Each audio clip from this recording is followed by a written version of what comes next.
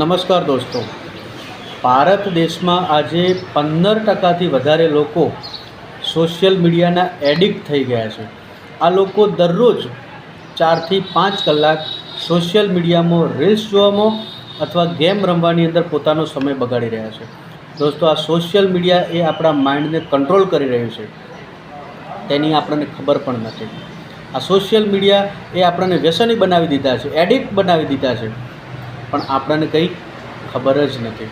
દોસ્તો, આ social media જોડે એટલી તાકાત છે કે તે આપણી બુદ્ધિ, આપણા મન, આપણો ધંધો અને આપણા સંબંધોને બરબાદ કરવાની તાકાત ધરાવે છે.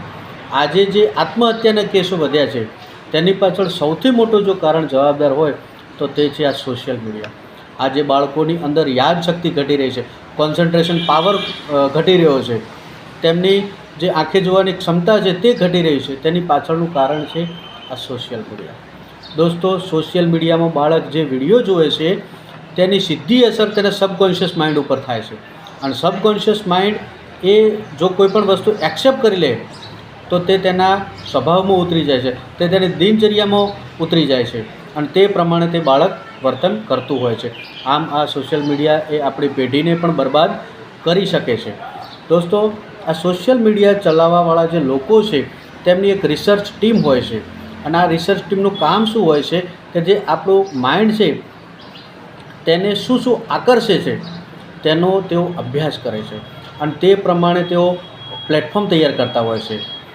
કેવી થીમ, કેવું મ્યુઝિક, કેવી સ્ટોરી, આ બધાનો અભ્યાસ કરતા હોય છે, અને એક માળખું તૈયાર કરતા હોય છે જેને આપણે અલ્ગોરિધમ કહીએ છીએ. અને આ અલ્ગોરિધમ આપણા માઇન્ડ પ્રમાણે સેટ કરેલું હોય છે. તેના કારણે આપણું માઇન્ડ તરત તેને આકર્ષિત કરી દે છે, અને આકર્ષિત કરે છે તો પ્લેટફોર્મ તરફ આપણે વધારે ને વધારે આકર્ષિત થઈ જઈએ. કારણ આ અલ્ગોરિધમથી આપણા માઇન્ડની અંદર ડોપામાઇનનું સિક્રેશન થાય છે, અને આ ડોપામાઇન એ આપણને ખુશ રાખવા માટે જવાબદાર હોર્મોન છે. આમ તે આપણું જીવન ધીરે ધીરે મીઠી રીતે બરબાદ કરે છે, પણ આપણને કંઈ ખબર પડતી નથી. દોસ્તો, સોશિયલ મીડિયાને કારણે આજે લોકો કાલ્પનિક દુનિયામાં હોય ને એવું લાગે છે, પણ તેને રિયલ વેલ્યુ ઝીરો હોય છે, બહુ તેનું મહત્ત્વ હોતું નથી. આપણા દેશની અંદર જો સાયન્ટિસ્ટોને, ઋષિમુનિઓને, તત્વજ્ઞાનીઓને અથવા ભગવાનને જો રોલ મોડલ સમજી અને તેનું અનુસરણ કરવામાં આવે તો ભારત દેશ બહુ જ આગળ જાય. પણ આપણા દેશની અંદર સોશિયલ મીડિયાના માધ્યમ દ્વારા આજે માફિયાઓ છે, રાજનેતાઓ છે, ફિલ્મ સ્ટારો છે, ફિલ્મ હિરોઈનો છે, તેને રોલ મોડલ માનવામાં આવે છે, અને તેના કારણે આપણો જે દેશ છે જે બીજા દેશોની સરખામણીમાં આગળ જવો જોઈએ તે જઈ શક્યો નથી. તેનું મુખ્ય કારણ સોશિયલ મીડિયા છે. દોસ્તો, સોશિયલ મીડિયાના પ્લેટફોર્મ દ્વારા આજે કેટલીય એપના માલિકો અરબો ખરબો રૂપિયા કમાઈ રહ્યા છે. આપણને એવું થાય કે હું તો સોશિયલ મીડિયામાં પૈસા આપતો નથી તો કઈ રીતે કમાઈ શકે, પણ તેનો ઉદ્ભવ જ પૈસા કમાવા માટે થયો છે. Ads on reel, ads on subscription, ads on sponsors, આ માધ્યમ દ્વારા આ એપ છે તે કરોડો રૂપિયા કમાઈ રહી છે, અને તેમાં ઓડિયન્સ તરીકે આપણો ઉપયોગ કરી રહી છે, અને આપણને ખબર જ નથી.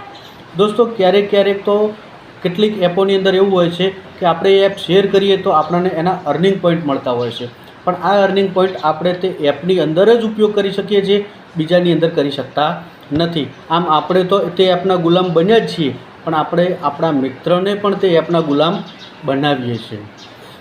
દોસ્તો, આ સોશિયલ મીડિયા એપ દ્વારા અને શોર્ટ વિડીયો દ્વારા આપણે આપણી લાઈફસ્ટાઈલને બીજાની સાથે સરખામણી કરીએ છીએ, અને આ સરખામણી જ્યારે થાય ત્યારે સુપિરિયરિટી કોમ્પ્લેક્સ અથવા ઇન્ફિરિયરિટી કોમ્પ્લેક્સ ઊભું થાય છે, અને આપણે ક્યારેક તેના કારણે એન્ઝાયટી અથવા ડિપ્રેશનનો ભોગ બનતા હોઈએ છીએ. દોસ્તો, આ સોશિયલ મીડિયા દ્વારા આપણું જીવન આજે ધીરે ખલાસ થતું હોય એવું લાગે છે, કારણ આજે કુટુંબ સંસ્થા ધીરે બરબાદ થઈ રહી છે. આપણી જે લાઈફ છે તે ધીરે ખરાબ થઈ રહી છે.